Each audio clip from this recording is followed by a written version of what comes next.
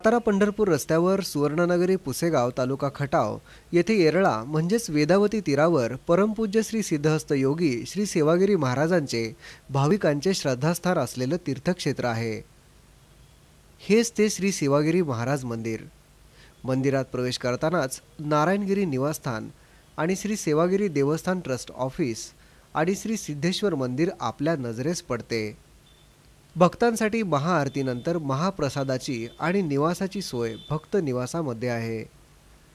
हीच ती परमपूज्य श्री सेवागिरी महाराजांची संजीवन समाधी। भाविक मनोभावे दर्शन घेतात आणि त्यांची मनोकामना पूर्ण होते। यात्रेतील रथोत्सवात भाविक आपला नवस अर्थार्जन करून पूर्ण करतात। या स्थानची महती, प्रत्यक्ष आलेले अनुभव आणि प्रचिती यावर आधारित।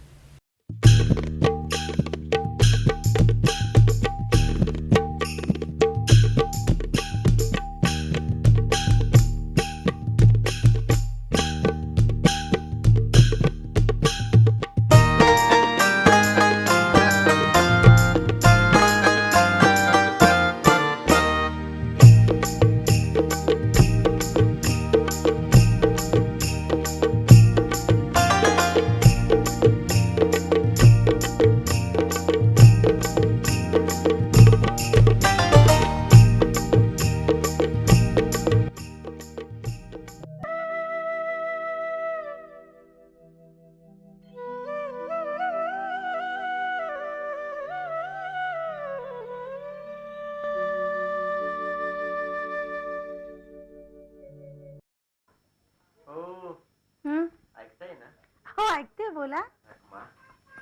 सेवागिरी महाराजांच्या कृपाशीर्वादाने आपण धन्य झालो, सुख शांती आली, समाधान मिळालं। हो खरंच आहे, त्यांच्याच आशीर्वादाने आपला संसार सुखात चाललाय।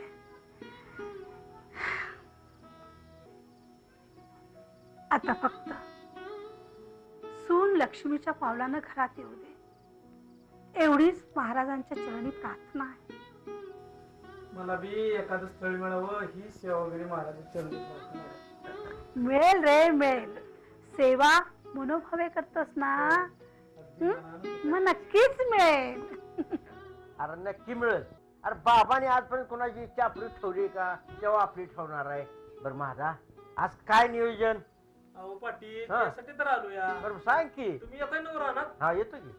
अहो पिकं सगळी जोमात आली ती बघा, आणि बटाटा तर काढणीला झालाय बघा। अरे काढू की। यंदा आपल्याला एक नंबरच उतार पडणार आहे बघा, आणि दर पण एक नंबरच मिळणार आहे बघा। अरे उतार चांगला पडणारच की। आपण पेरू कुणाकडे आणले? कुणाकडनं? अगं कुणाकडनं म्हणून काय इच्छा? आपल्या इसापूरच्या ज्योतिनाराकडनं। असं होय? माल मात्र काका काय कोणालाच घालायचा, दर बी चांगला आणि व्यवहार बी चोख। सगळ्यांचे कष्ट आणि सेवागिरी महाराजांचा आशीर्वाद, सगळं काही नीट होईल आपलं। बरं आम्ही इथं जरा फेरफटका मारून तुम्ही ये शेताकडे। हो तुम्ही व्हा पुढे, मला चल रे लवकर। मी येते मागणी। हा या लवकर। हो येते। पाटील पाटील तुमच्याकडे चालले होते। का ग पारू एवढ्या गडबडीनं? काय गडफान काय गोंधळ घातला का? जन्माचा गोंधळ झालाय, आता बी दारू पिऊन रानात पडलंय।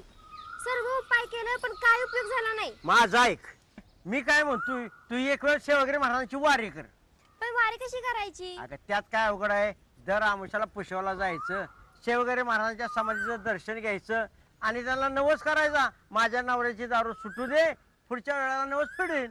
किसका नवस? क्या भानगड है? मेरे को तो कुछ समझ में नहीं आता है। अरे मामद्या, या पारूचा नवरा दारू लय पितूया, त्या दारू सुटू दे म्हणून ती नवस करती या। बराबर है पारू बहनी। सेवागिरी महाराज को जो मांगता है सब मिलता है, सच्चे दिल से मांगता है तो बहुत कुछ मिलता है। तू मुसलमान, तुला काय एवढी माहिती? पाटिल मुसलमान हो तो क्या हुआ, हाँ। महाराज के दरबार में सब बराबर है। तुमको मालूम है क्या? क्या? महाराज की दुआ से तो मेरा जन्म हुआ है। काय बोलते? तुझा जन्म झाला? ये बात मुझे मेरे अब्बा ने बताई। मेरे अब्बा गौंडी काम करते थे, तो बाबा की उनकी बहुत जान पहचान थी। तो मेरे अब्बा ने मंदिर की पायरी बटाई, तो बाबा ने बोले तुमको बेटा हो जाएगा। आतीच्या मायला. हाँ। अरे तवा तुझा तेव्हा जन्म झाला जन्म होय. झाला. ऐसा नहीं, मेरा तो असली नाम रुस्तुम है, रुस्तुम मियाँ है मियाँ। अच्छा, लेकिन अच्छा। प्यार के लोग मुझे हमजा करके बुलाते हैं।